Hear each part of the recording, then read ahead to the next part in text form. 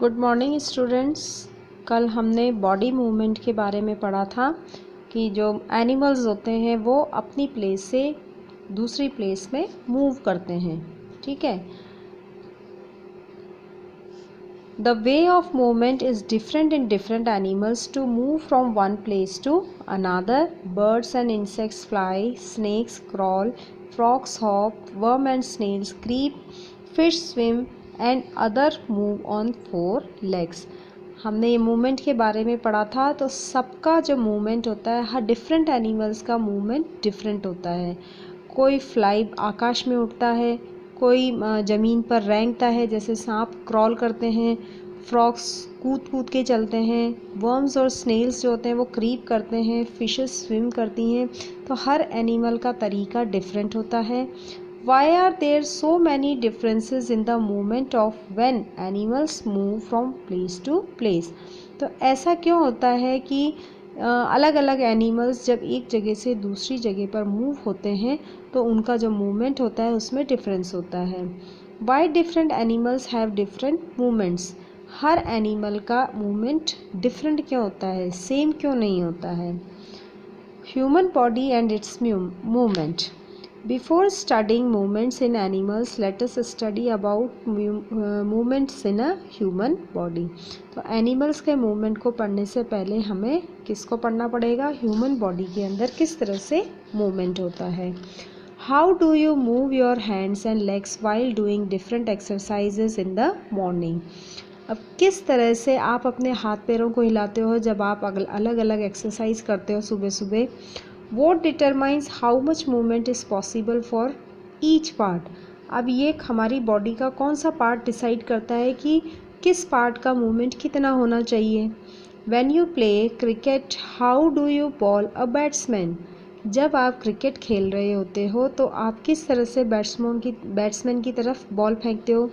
When you rotate your arm, did your shoulder also move in a circular movement?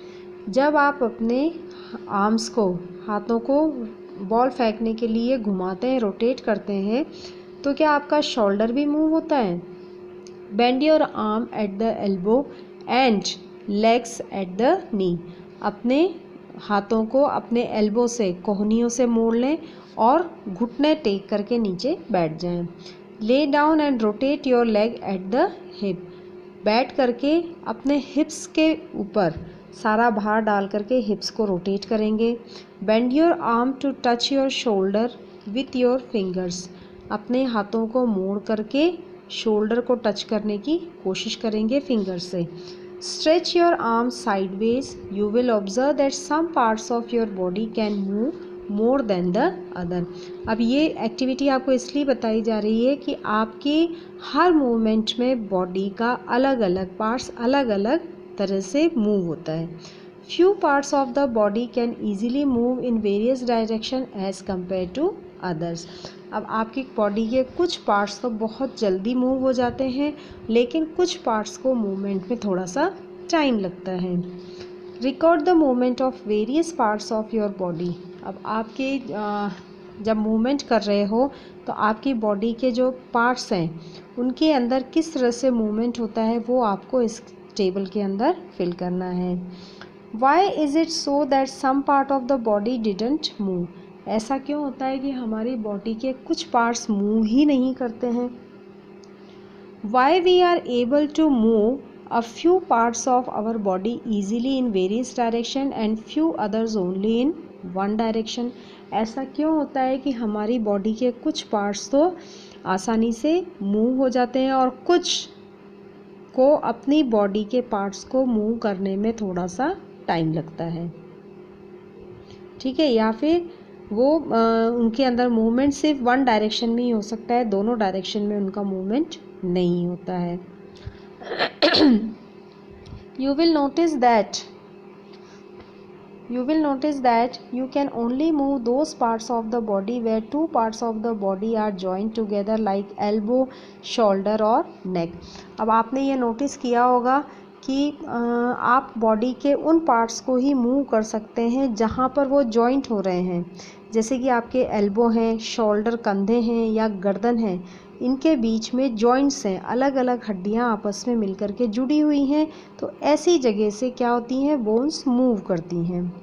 The places in the body where two bones are joint together are called joints. ऐसी जगह जहाँ पर दो bones आपस में आकर के मिलती हैं, वो जगह कहलाती हैं जॉइंट्स। जैसे आपके घुटने हैं, एल्बो है। How it would be if there no joints in our body. अगर सपोज करो हमारी बॉडी के अंदर कोई भी जॉइंट नहीं हो तो क्या होता, would it be possible for us to do any type of movement. अगर ये जॉइंट्स नहीं होते तो क्या हमारी बॉडी में मूवमेंट हो सकता था क्या, no. But what does these joints join which help us to move, stretch and bend.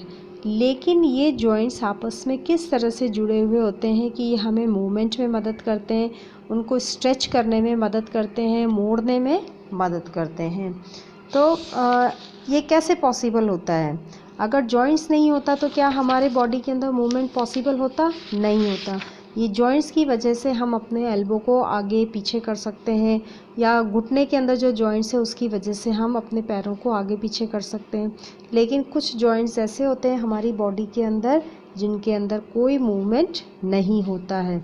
ठीक है, तो ये आज के लिए इतना ही है, बाकी हम नेक्स्ट क्लास के अंदर पढ़ेंगे।